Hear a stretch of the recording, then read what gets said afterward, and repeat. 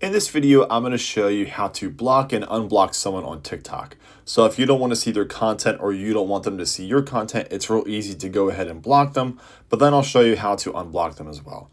So let's find our TikTok app, and I'm just going to choose this user here. And what you want to do is you just want to navigate to their actual profile page. You can also do this in the search bar at the top right hand corner, and you can go ahead and find a user. So let's go back to that page there.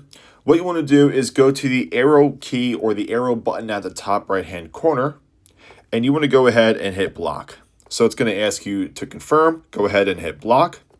Now that the person's blocked, if you want to go ahead and unblock the person, you just have to go to your profile at the bottom right hand corner, go to the three lines at the top right corner, go to settings and privacy, and then go down to visibility and go to blocked accounts.